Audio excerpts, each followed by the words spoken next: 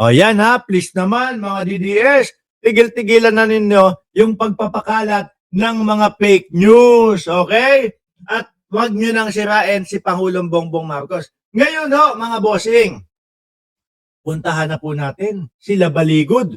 Ano? Inaanyayahan na po sila, mga kababayan, sa NBI. Eto muna tayo, ha? Diraw! Ayan. Yung 18 marites, mga boss, chief amo, sir. Kung maalala nyo, yung 18 marites, mga kababayan, ay humarap sa media at nagpaunlak. Actually, hindi naman sila no? Halos yung nila abogado nila na si Baligod ang humarap at nagsasalita doon, mga kababayan. Yung 18 marites, wala po.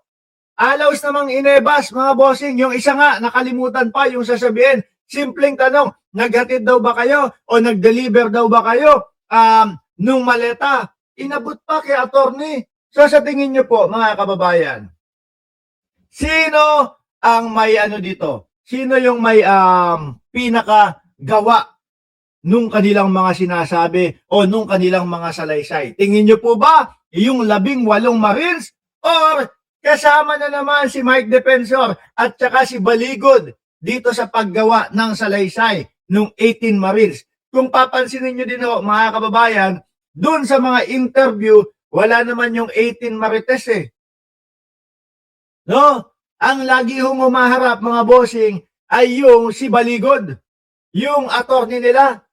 Siguro, baka nagtatalo-talo sila, wag na tayong humarap dyan lahat. Kasi alam naman po na iba-iba ang kanilang sasabihin. Mahirap po yun, mga bossing.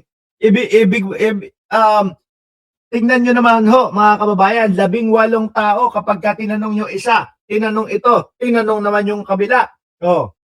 Baka mamaya, bakit ganun? Ang sinabi nung isa ganito, ang sinabi nung isa ganito, sinabi nung isa ganito.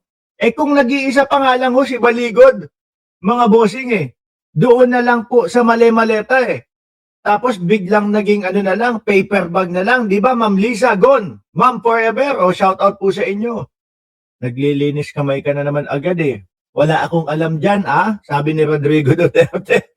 Sabi ni Trillanes, galing daw sa kampo ng mga Duterte itong mga ito. At meron pang kumakalat na video, mga kababayan, na yung isa daw doon sa 18 Marites ay security daw ng ating Vice Presidente, mga bossing. Although, tinignan ko, halos kamukha, kaya lang hindi ako sigurado na yun nga yung security na yun, na nandoon sa 18 Marites. So, eto po, pinapatawag sila sa NBI, inaanyayahan sila sa NBI na, kumbaga, makipagtulungan. Dito magkakaalaman. Pag yung mga yan, yung 18 Marites, hindi pumunta sa NBI, alam na this. Tipo mala-orly gotesa lang yan, mga kababayan, na iimbitahan doon sa Department of Justice, ayaw. Kasi siguro ang iniisip niya di ko naman kasama si Marcoleta Mahirap magsalaysay nang walang Marcoleta sa gilid. Kasi di ba mga bossing, ang nakikita at napansin natin doon, mas alam ni Rodante Marcoleta yung salaysay niya kesa kay Orly Gotesa. So 2.0 lang po itong mga ito, mga kababayan. Ito ang balita. Gumugulong na ang background check ng NBI sa mga nagpakilalang dating sundalo na nagsilbi raw bilang bagmen ni resigned Congressman Saldico. Ako po, magagalit niyan si Rodante Marcoleta, di ba Ma'am Neng Gigi? Live ba ito?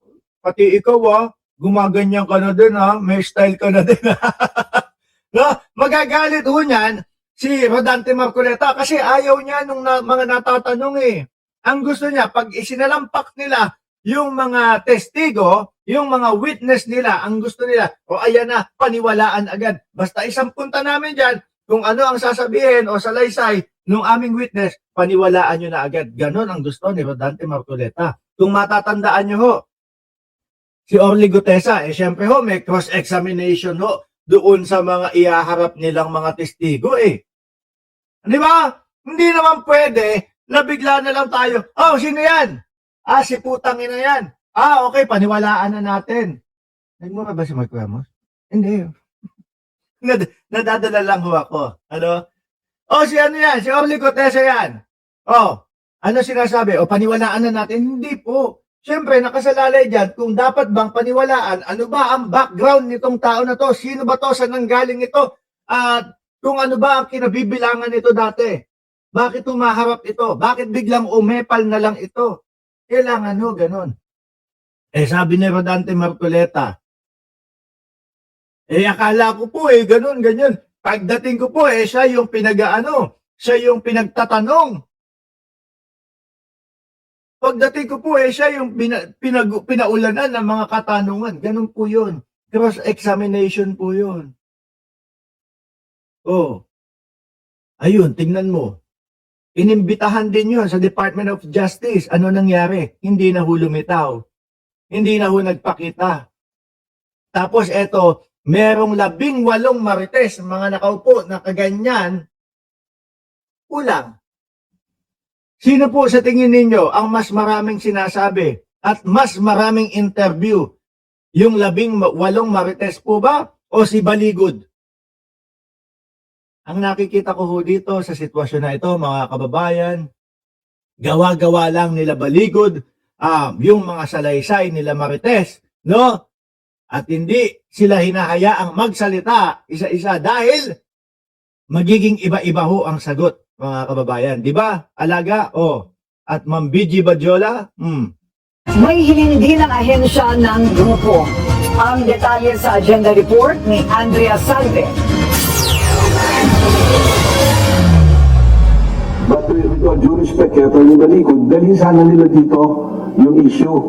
Kasi ang mandato ng NBI, we are the primary investigating agency, hindi po ba? Ito ang panawagan ni NBI Director Melvin Matibag kay Attorney Levy Baligod, ang abogado ng 18 individual na nagpakilalang dating mga sundalo at miyembro ng security personnel ni resigned Congressman Saldico na nag-deliver umano ng mali-maletang pera sa ilang matataas na opisyal ng gobyerno.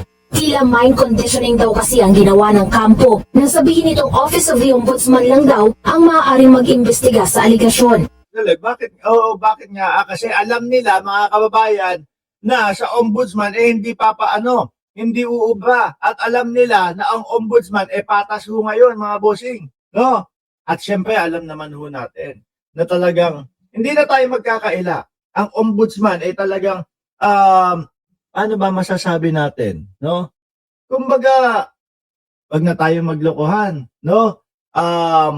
Nakapanig sa katotohanan, pero nandoon yung pagsuporta kay Pangulong Bongbong Marcos. Sino po ang agree sa akin na ganoon po? Ako nga, sabi ko, sana ang itaas na kamay ni Pangulong Bongbong Marcos sa susunod na eleksyon ito pong si Ombudsman Boying Remulla sa pagka-presidente, Tapos, Risa Ontiveros sa pagka-vice-presidente or vice versa. Alam nila ganon. Upang sa ganon, mga kababayan, press 1. Sige, press 1, yung naniniwala sa akin na si Ombudsman Boying Remulla ay nakasuporta kay Pangulong Bongbong Marcos. Huwag na tayong maglokohan. Para ipaalam nito, ipaisip nito sa mamamayang Pilipino. Tingnan nyo kasi kakampi ni Marcos, ang ombudsman, kaya ang ginawa nila, ibinasura itong walang kakwenta-kwenta, itong basura namin na nilalakad o reklamo. Puro katarantaduhan lang yung mga ginagawa nitong 18 Marites kasama itong si, yung lawyer nila si Baligod Partikular pang ipinunto ng NBI Director ang mas naunang press conference noong Martes bago ang formal na pagsumite ng affidavit sa Ombudsman nito namang Huwebes. We respect that, but just the same, we will exercise our mandate. And we're doing it.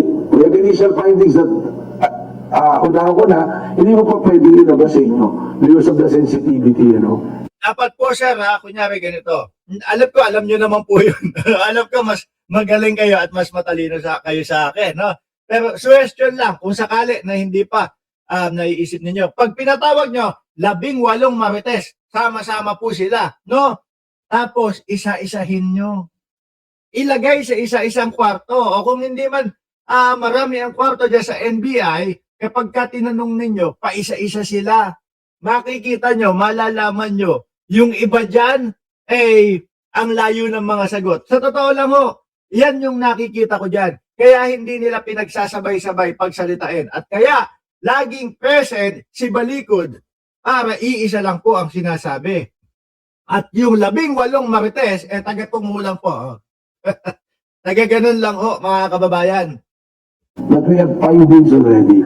Umaasa si Matibag na voluntaryong sasangguni sa kanila ang kampo ng so-called bagmen. Pero kung hindi, dahil gumugulong naman na raw ang investigasyon, Ngayon, hindi pupunta yan. Matatakot yung mga yan. No, matatakot, malaman na yung kanilang mga salaysay ay iba-iba ho. maaaring isumpina ng ahensya ang mga ito. Hinggil naman sa mga personalidad na idinawit sa umano'y cash delivery, There's nothing new sa tingin namin dahil subject na ng mga iba't-ibang investigation yan on the issue of flood control.